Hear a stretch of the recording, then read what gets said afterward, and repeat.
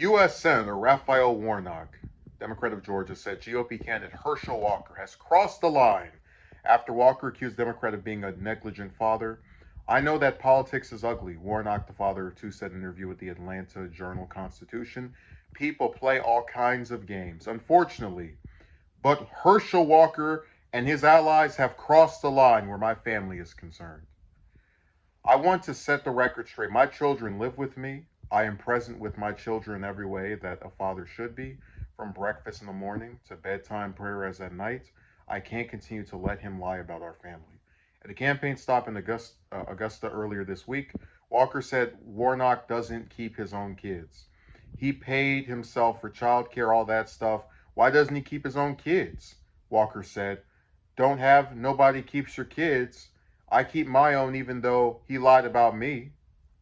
Walker's campaign told AJC that Warnock's family is fair game since he and his allies have no problem with Herschel's family being attacked.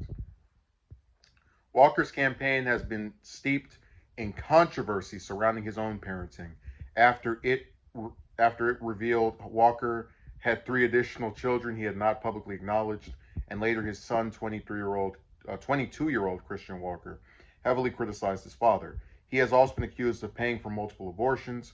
Warnock is currently in a custody battle with his ex-wife, I can't pronounce her name, I'm not even going to bother, who has accused the pastor of neglecting to see his children during his custody days and leaving her with unpaid child care expenses. Earlier this year, she filed for additional custody of their children so she could move them to Massachusetts as she completes a Harvard University program. The filing also asked for an increase in Warnock's child support payments due to his substantial increase in income after his 2020 runoff victory. My children are the two brightest stars in my universe, my reason for just about everything I do, Warnock told AJC. They are in my care and they lack for nothing. Walker and Warnock are embroiled in a highly watched runoff after neither candidate secured 50% of the vote on November 8th. The two will face each other again on December 6th. So I did a video about Bill Maher talking about Warnock, lying or whatever. And I was attacked in my comment section for pointing out that he didn't name anything that was related to policy. And before reading this story, I had no idea, because I don't really follow the not day to day, but just a lot of these senators I don't follow. I don't look up stuff about them. They're just not that interesting to me. You have Manchin, Murkowski, Collins, Sanders, Warren, but just in general, most of them I don't really find to be worth looking up and seeing what they're into. But one of the problems when you get caught up with talking about candidates and politicians who lie, and just going in them on a personal level, right, is that a lot of times the people that you're trying to prop up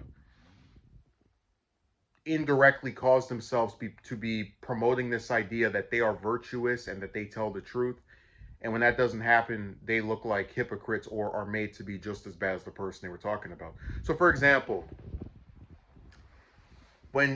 if Warnock had talked about what Walker's actual positions are, no mention of his family, just talks about his positions, talks about him like lying about where he was employed, all stuff that's relevant to, like, even if it's personal background stuff, you're still staying mostly just to his record, then you wouldn't see this being talked about or mentioned here. But now Warnock is getting involved in a battle of personalities that he has allowed to take place because he has not condemned people talking about Walker's. And I get it. I get that Walker is someone who lies. I get that him supporting these different women he's been with having abortions is antithetical to the conservative view that, of being pro-life. I understand the point that's being made there.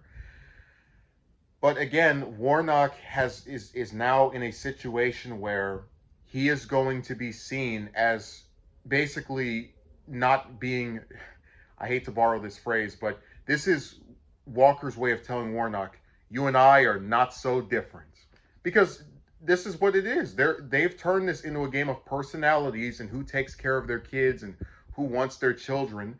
And neither of them has a perfect record. So we're going to completely negate all of the major issues. We're going to negate the fact that there are multiple things, right, with regard to policy that could be discussed here, and it's going to become this clash of personalities where you have Warnock, a guy who, I would say for the most part is honest about his positions, and you have Walker, who lies over and over and over again and has horrendous positions, who is being equated as being the same thing just from the other party. So this is a monster of their own making. This is why I try to not get too involved with the personal stuff.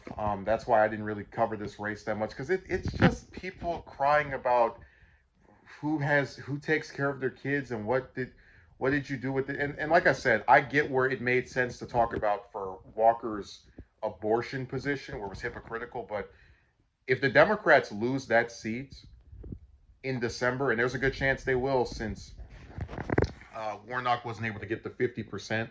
I think it's going to be the fault of a campaign on his part and a lot of other people who are on his side who try to make this about character instead of actually discussing what will happen if this guy and it's going to be even worse when you consider that um, Georgia is a purple state, or excuse me, is a red state that leans purple. So it's Democrats have a easier time getting elected there than somewhere like um, South Carolina or Alabama, but it still is a state that mostly leans red. So things are going to go in Walker's favor from this point forward. I'm not going to say he's going to win, because I think it could go either way, but it's really scary that they took this thing from his past that is pretty much irrelevant to how he would actually vote as a senator, and because Warnock has some trouble with his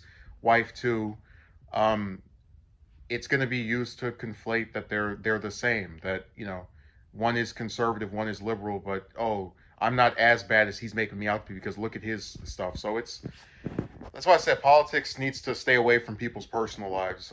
And I have never propagated any of this stuff about, oh, this person, because I don't care. Just I care about the issues, and unfortunately, that this race has turned into a clash of personalities.